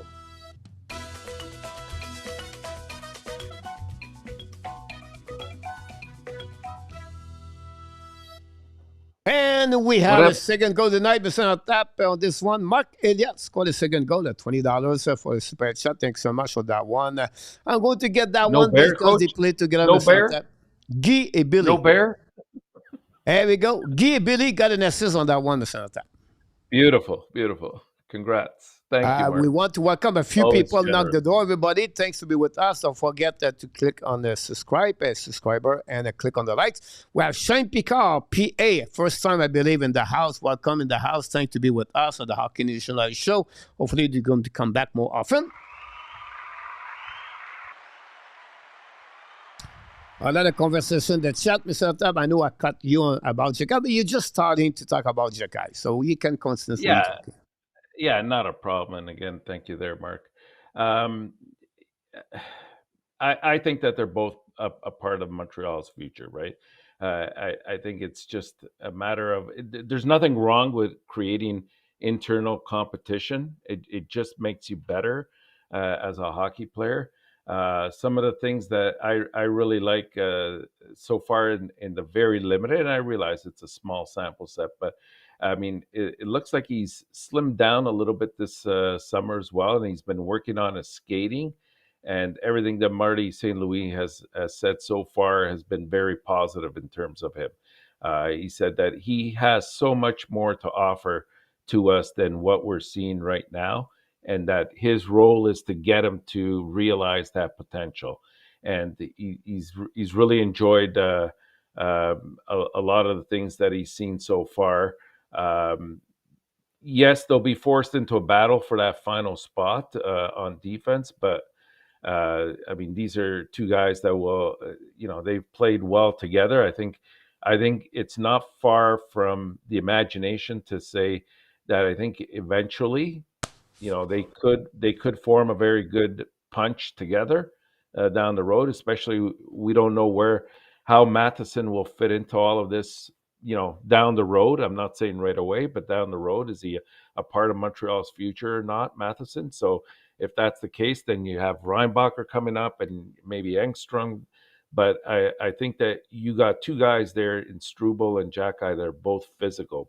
Having said that, when you look at Xhekaj, though, at 6'4", 240 pounds, when you use the word unicorn, I couldn't agree with you more. Like, he's an imposing figure. I think when he's on the ice, he also the team plays a couple of inches taller as well, and they play with more confidence, knowing that they're not going to be easily pushed around by anybody because there's somebody that will respond to it. But the key here is to realize he's not just there for the fighting. I mean, that aspect of the game is becoming a dinosaur now in the NHL. Yes, of course, there's still fights, and of course, there's a lot of scrum happening after each play and stuff like that. But what Marty St. Louis is trying to teach him now is the fact that he has to pick and choose the times that he gets involved in certain things, but he needs to be better at his defensive responsibilities. And that's why you're seeing that his skating has improved. And that's why you're seeing that so far, from what I can see, and I've read, that his hits have been very timely. Like last year, we saw some trepidation. Like sometimes he would commit or he wouldn't commit when he should have, and sometimes that creates that moment in the game where you either create a turnover or it looks bad on you, and then it starts to play mind games on you as well. So I think where you're going to really see Xhekaj's value is even when it comes to the playoffs. Like, and last year is not really a good gauge, even though when he did come in against Washington, I thought he still played relatively well. But it was a hard was a hard position to throw him into for the first time at that point. I agree. I think that there's a definite spot for him on the team, but is he going to bring it to the table every single night? That's what he has to work on, and making sure that he plays within the structure that Marty St. Louis wants. He says, okay, that's fine if at times you pick and choose the times when you're going to defend your players, but there's always that added caveat that he's a defenseman, right? And every time you lose him for 5 minutes, it puts the defense at a bit of a disadvantage unless you have really, really good depth to supplement that. So those are the things that he has to tinker with, and the coaching panel has to sort of bring to his attention and make sure that he executes properly. If he sticks within the game, I think he's going to be absolutely fine. A lot of great comments right, left, and right. Well, like you just said, I appreciate that. New people knock the door. Nicola, welcome back. And they have a fun thing, a lot of comments between PLW. We have Marco Larrabee, Standerman, Gary Connery. Jared is not comparing him to Ekblad. Just said it. Defenseman don't look develop. Ekblad have issue when he start. Bob Smith, Stan, of course, but you have to play hockey too, because you are costing your team more because you helping about Marco. Exactly. Talk about Bob. I would disagree with that. I don't think, there were a couple games when he made mistakes and it did cost them during the year. It cost the team, but he wasn't the only one in that position, right? It goes back to what we were saying before. If you've instilled a certain structure within the team, and sometimes it takes, your weakest link to make everybody else look bad. I don't think that he made the kind of mistakes that were outrageous or egregious errors in my mind. If anything, sometimes the penalties he took were because he's trying to be overly aggressive. But I would disagree with that statement. Yeah, a lot of comments. I think at PLW a little bit resume about sometimes Arber is a little bit more not passive, but he's not try to intimidate. He wait, and then he react about someone make the first action. That's a good comments too. One, I'm talking about we need him. And I was talking about the players. I was not talking about difference between Jiddle Swabble or Arber Xhekaj or Adam Ekstrom, whatever you want to call them. But I'm talking about Arber Xhekaj. When you have a big defenseman like him, 6'4", 220 pounds, 240, he trained better this year. This is the first summer, guys, for the last 3 years. He does not have to be bothered with any injuries. The last 2 seasons, Enortap, he finished with an injury at the February, and he had to recover from an injury, from a surgery. Every last 2 summers. This is the first summer right now. He is free about training. And you can see he lose weight and he gain muscle.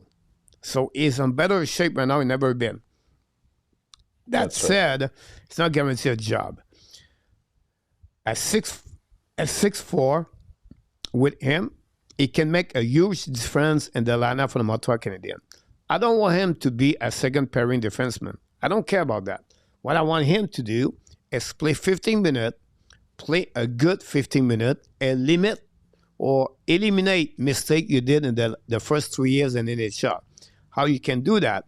But sometimes it's not a big hit change the momentum of the game. You don't have to run after anybody. Just wait at the right moment. Boom, at the right moment. And then they're going to change. Every time he's in lineup, the player around feel bigger. That's just normal. That's what he is. An unicorn's fun things. Now, his game is not perfect. One of the people thinking I don't like him is because I was enumerate or I was explain what he does not do good and what he need to improve before he become a solid defenseman in NHL to be on the third pairing. It can be better. I like what he showed to us the last 3 years. I still believe he could be a good player for the Montreal Canadiens, and we need him. with lack of physicality on the PK, Mr. Enortap. Understand what Mike Madison does, understand Kaden Coley does, and understand, but I think PK can play a solid role in the PK. He can block shot, Mr. Enortap. He can hit his hammer everybody in front of the net. He can push around, and he can be there for his teammate all the time. But he still has to improve the quality of his game overall, not only on one side, but on overall side, the 3 zone, the cap control neutral zone example, his first pass on the breakout, his decision making, his defensive zone coverage, his battle, how you can put you skate on the right position, you stick in front of you. You don't have to destroy everybody every time. You can bring the guy in the corner and to eliminate him at the play, and then the player pick up the puck and you go all the way. Martin Suital explained to the people today, or whatever it is yesterday, he loved Xhekaj and he want him to be successful. And Xhekaj said, he treat me like his son. So we have no conflict between St. Louis and him. But he want him to be better. He want him to be the best version of himself. And he become that player that will help the Montreal Canadiens on different facet of the game and on specific role he can bring for the Montreal Canadiens versus other players. That said, Mr. Enortap, it's not against Jadon Swabel. I have nothing against Jadon Swabel. Jadon Swabel is not better at Jadon Swabel. Swabel is another different kind of defenseman. He's only 6 foot. That's right. He can hit. Yeah. He can hit. But like some of them did not show up at the playoff against the Washington Capitals. One you have on the third pairing, and your job is to hit. But you cannot hit, but you don't help the team. So Jadon Swabel have to recognize his style and what keep him in the NHL, and if you want to be with the Montreal Canadiens, what he can do with the Montreal Canadiens. But obviously, with Lennartson at 5'9" and 5'10", with Alex Carrier at 5'11", max, maybe 5'10", we need size, and we need physicality, and we need a specific players. For me, I would take Xhekaj over Swabel. If Xhekaj played with consistency, played 30 games last year, Mr. Enortap, we have to give credit for that. I don't expect Xhekaj to score 6 goals and 30 points. It's not his role. But when he's on the ice, he proved the reason he should be on the ice and play at the quality of what we expect from Xhekaj. Because we need him on the ice and the lineup versus another players. He had nothing against Swabel, he had nothing against Ekstrom, but he plays specific role, like Lennartson plays specific role in Montreal Canadiens, like any other play a role. With all different roles, that's how you make a better team. And that's what I have said, we need him on specific role. I don't want him to carry on the puck and to play like Lennartson, but he can play on his best role like we expect. This is a really plus for the Montreal at long term, Mr. Enortap, because they are rare a player like him at 6'4" in NHL. Right, and his presence in front of the net, if it continues to improve, will also be monumental in improving Montebo's game as well. Because if he can clear pucks and clear the player in front of the net, and make the offensive player think twice before they just rush to the goalie and try to score that way, and knowing that they're going to get hit, it's going to make a world of difference. And those are the intangibles that sometimes we don't address, right? Like we always look at stats per se, and those are valid to some degree. I'm not minimizing those, but there's a lot of details, not only to the game, but details to your own development that we have to note. And, I think you hit on a lot of those key points. I agree with what you said. Yeah, we have a few people knock the door. Rick Bengal is in the house. Welcome back. Thanks for everybody to be a part of the show. We have a few other people. Thanks again for everybody to click on the like. We go through the Xhekaj. So let's move on with other subject we got for you tonight. And we're going to stay with the Montreal Canadiens because I was not finished with the Montreal Canadiens. So we have about only 12 minutes to finish the show. So let's move on. Don't forget, guys, Montreal play tomorrow night at 7 o'clock p.m.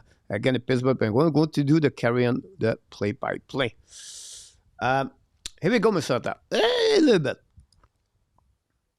Are you agree or disagree right now with the pairing of Martin Saint-Louis, Dobson with Madison, and Cooley with Hudson? Do I disagree? I'm going to say yes right now. Like I almost would like to see Dobson. Trying to think of who the best matchup with him would be.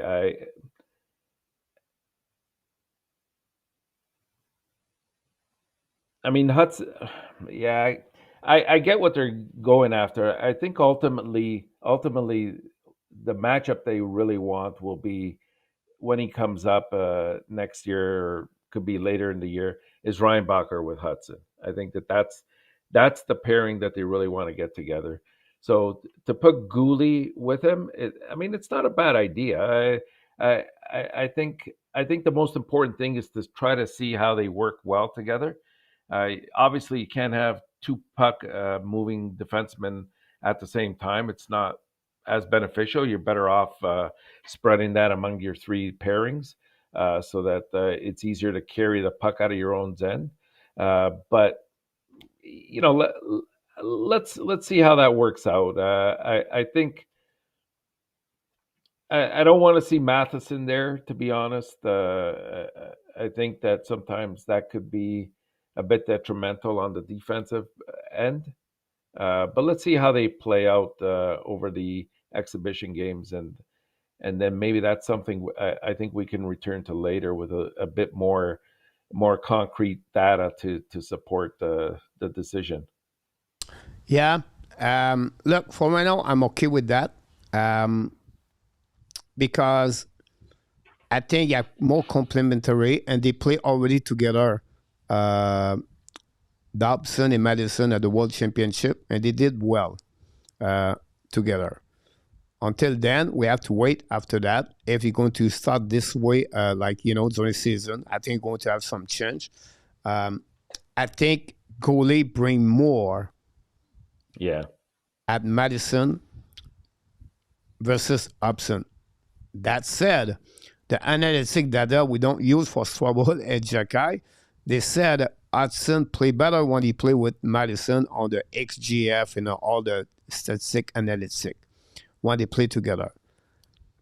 It all depends, honestly, your opponent team. If they play against a team like McDavid or Matthews, I think Coley will be better on the front, on right away, and that will helping him more with Dobson versus Hudson, because Hudson will be more difficult to play against the first line. That would be your option, and that would be more sense to me. But for what we heard and what they have right now, they focus more on Madison and Dobson on the first pairing, and Hudson and Coley. Now, I think also you have to figure out if Demidov is on the ice with Laine and Lane Hudson, it may be more benefit for them to have Lane Hudson for that. Yeah.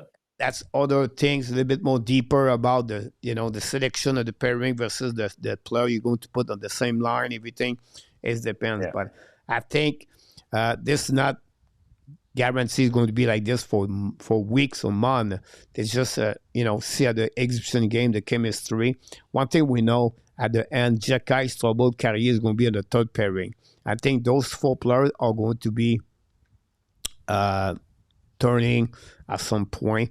And for Reinbacher and Ekstrom, I think for both of them, whatever, they have a great camp. They have to start in Laval Rocket and wait for the development of Xhekaj and Strobel. I think, unfortunately, like a MST loves Strobel, I think Ekstrom or Strobel are going to be one of the pieces of the puzzle at some point for the trade package deal with the Montreal Canadiens. I don't say today or tomorrow, next week or next month, but the next 12 months, if Montreal are looking to add a second center, those players as a defenseman all will be required by opponent team to get them. Why not to Rebecca, or because Montreal is not going to trade them at all? At least they let go Mike Madison. They will maybe keep Engstrom and Strobel. You have different options for the Montreal Canadiens, but we're talking about those two pairing. I think right now they're going to go that way, but don't be surprised if they change and on the Madison, Hudson, and Cooley and Dobson. Yeah. Few people in the door right now. Thanks everybody to be a part. Don't forget, guys, click on the like. We don't mind. It'd be great. We're going to wait for the next one for that. I want to give you a little bit prospect. We do this every Sunday night at the Red Lions, guys. It's one prospect for the Montreal Canadiens. Pickford was announced Saturday, the captain of the Medicine Hat with the Montreal with the WHL, the Tigers. And he responded with a great performance last night, Mr. Enortap. 2 goals, 1 assist for 3 points his first game. We know his offensive side of the game. Obviously, he was hurt during the training camp for the Montreal Canadiens, did not perform. But we know what kind of excellent defenseman he can be on the offensive side. He reminds me a lot, guys, and I said that with, it reminds me a lot of Justin Barron, in my opinion. Like, he would need to be bigger on defensive side. He would be more physical. But the offensive side, Mr. Enortap, he has it. He skates well. He carries body well. He have a great shot. That's the side right there. And I don't want to compare to any other players. I think for me, that's a good compare to Justin Barron. Now, Barron was a first-round pick, 25th. I understand that. But it's not about when you get drafted. It's about what you do.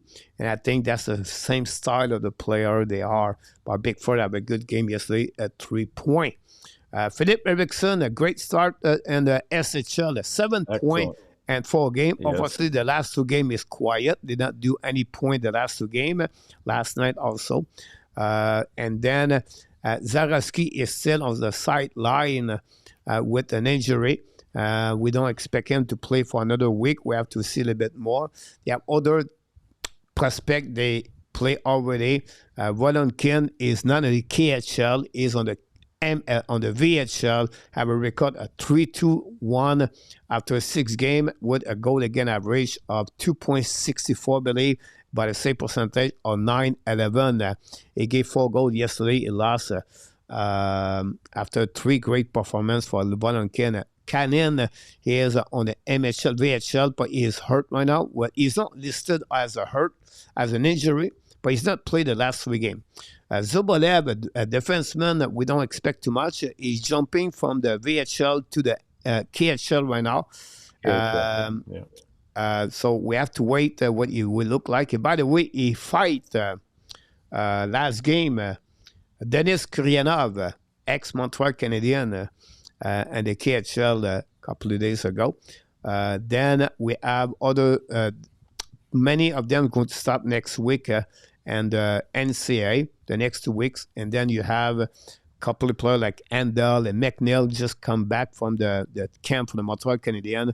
They have 0 point, not a big impact. Every week, we're going to carry on all those information about the prospect for the Montreal Canadiens. And when the NCA is going to be back, but you're going to get a lot of players like Smith, Harris, Michael Edge, Mooney, Croteau, and some other Cornwallier, Sawyer, Merrill, Middlestad, maybe one or two. So you have a lot of NHL players from Montreal right now for the upcoming season. So, Coach, has there been any word on the extent of Zarowski's injury? No, it's the same thing. It looked like his lower body. I think it's an ankle. Honestly, his foot, but nothing else. Yeah. For Zarowski, who was expected to miss the last 2 weeks, the 2 weeks from last week from the head coach. But we have to follow up with Ab. You have one person in the X account she followed. That team is Adrienne or something like that. She's all over that team, and she provides all the information every day. It's just in Russian language, so I have to translate sometime. but no choice about that. Maurice, it would be interesting to see who play in the preseason prospect or tomorrow. They'll start tomorrow night, guys, at 8:30 p.m.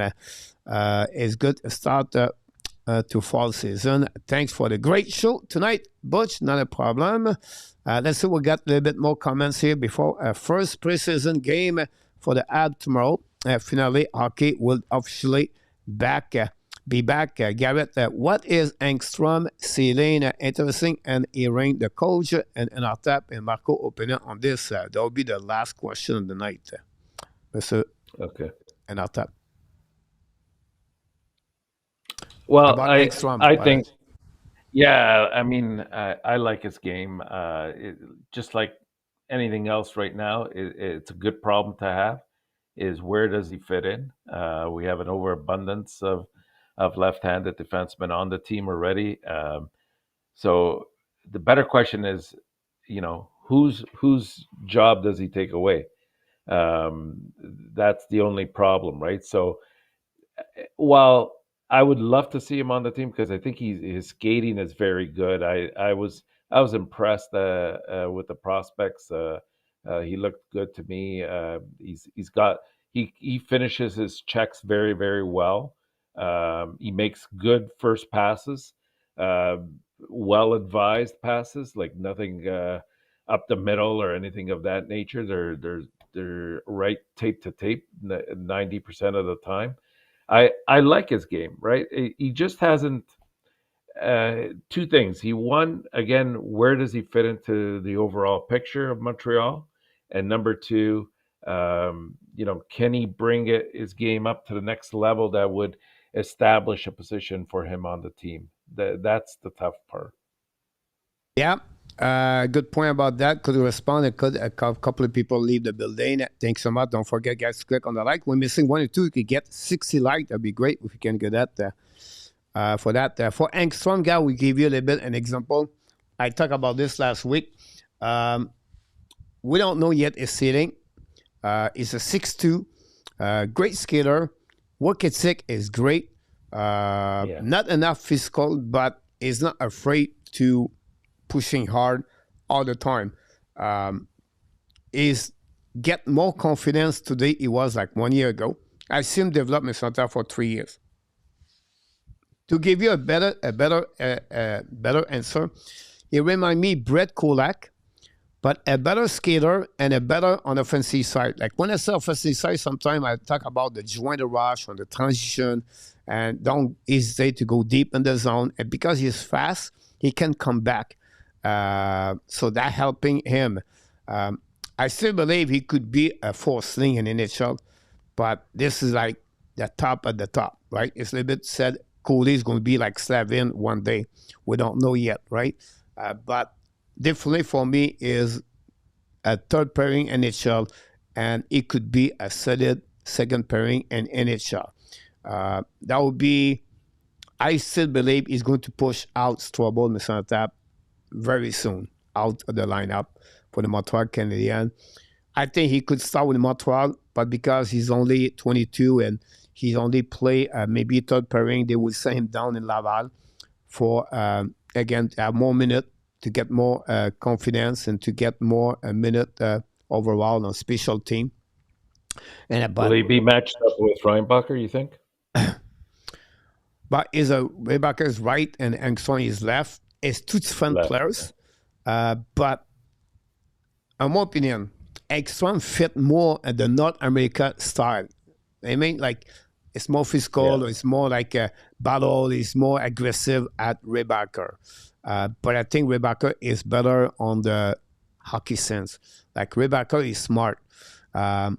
Sometimes player like Reinbacher, he does the details of the game we don't see at the end of the game for the highlights. But the coach said, hey, he did a good job for us. Look what he did there. But he don't see it for the public, right? The public remember the big goal or something like that. Reinbacher is not this. He's going to give you a lot of great things on the defensive zone. Pick up the puck and then turn around to get a great pass and the play move on. But you don't check like this pass. It was just okay, right? But he find a way to pick up the puck and then get that pass. So decision making, QRK, for me is Rebecca. But Engstrom, I still believe on him. It's just tonight to find a way. And the team going to find him. That's what Montreal will be easy to trade him. I think if I see that, they are better, smarter, expert at me. I think they can see that. They can figure out that one for Engstrom. So that's happening there. PW, trust me, Zarowski will feel his ankle injury for the rest of this live. This kind of injury that usually follow you. About that, hopefully it will be better for him. I cannot wait to Rebecca to be an NHL ready, where a rookie can teach a seasoned pro. And I think the 7D squad is locked. I'm sorry about that. Great comments right there, Mr. Enortap. I think we're going to get out of here tonight. That would be the second Red Lights with the Hockey Nation Live Show. Glad to see you again on this great Sunday night of the Hockey Nation. And of course, I would like to, like we do at the end of the show, to let you know and to let us know what you're looking for this week for the Montreal Canadiens and what you expect overall for the Habs. Well, I'm expecting to see some exciting play between some of the players that have been set up. Like there's, if you look at the team's coach that they've established, the team A, B, and C, they were done with a certain purpose in mind. So I'm looking forward to these games to see how the chemistry comes together, number one, and also whether certain players have used the summer to get them to the next level. Great comments about that. I agree with you. I think I would add one more, Mr. Enortap. I would like to see a different player for the Laval Rocket. Whoever they are, like Arber Xhekaj or Tyler Thorpe or Farrell or Davidson, Engstrom, Rebecca, those kind of players, I want to see Jacob Fuller, what he look like again, those players for the back captain, and what he look like again, the opening team this week. Yes, I agree with you. Chemistry, Davidov, Line, and then Zuski and Sakoski, whatever they are. But for me, I like to see the first 3 games of the exhibition game. Honestly, the performance of the player for the Laval Rocket and where they are today compared 1 year ago. And they're not going to make it for the Montreal Canadiens. That would be fun to watching them. And then Joe Villano and Sammy Blais. For me, player we don't know really, and see what they look like overall. So again, excellent game, guys. It's not about the destroy any players, to see what they look like. Hopefully they're going to do well. And it's not about winning games or losing games, about where they are today compared 1 year ago. On that side, Mr. Enortap, we wish you an amazing great night. Always a pleasure to work with you. People, the fans are all right there and fun they just ask Mr. Enortap, and they just do this, Mr. Enortap. Standing ovation for Mr. Enortap. They all stand up for you, Mr. Enortap. Have an amazing great week, and we see you next Sunday. And next we're going to talk about more hockey like we never have, because now, like PW, hockey is back. Sounds great, Coach. Thank you, and thanks to everybody in the Hockey Nation. Have a good night, Mr. Enortap. Thank you again. Mr. Enortap, leave the building, and the only reason we grow. You are awesome. You are amazing. You are the best. And remember, you have greatness inside of you. Exactly, we have greatness inside of you. What a great night to be all together. Really good start of the week with all the people. Don't forget tomorrow night, 7 o'clock p.m., another play-by-play. And of course, we do all the game for Montreal Canadiens. Be well, be healthy. Find a way not only to dominate your day, but find a way to dominate the second half or what? Someone was said 2025. I want to send Mr. Mike Elliott, thanks so much for all your support you do the Hockey Nation. You don't know how much we appreciate. We are really gratefully thankful for your super chat. And MST got the first goal of the game. Thanks so much. Moderator Run with Kings was with us tonight. Thank you. RG Calabo, the news and the update. Thanks so much.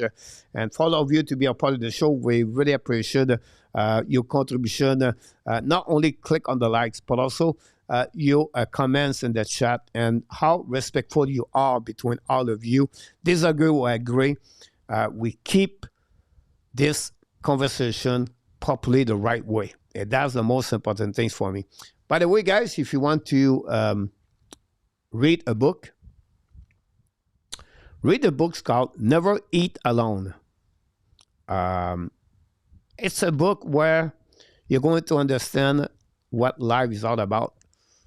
And it's called Never Eat Alone. Until then, my friend, the Hockey Nation, the App Nation, and all the animals around the jungle and Thailand want to tell you one more thing.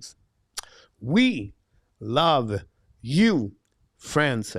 Good night, everybody. Have a great night and, of course, an amazing, great week. We're getting there. Montreal Canadiens play again the Pittsburgh Penguins. Have a great night, Mr. Cash fan. For all the people in the chat, thanks so much. I can wait to see you tomorrow night at 7 o'clock. Until then, remember, you have greatness inside of you. And booyah! Good night.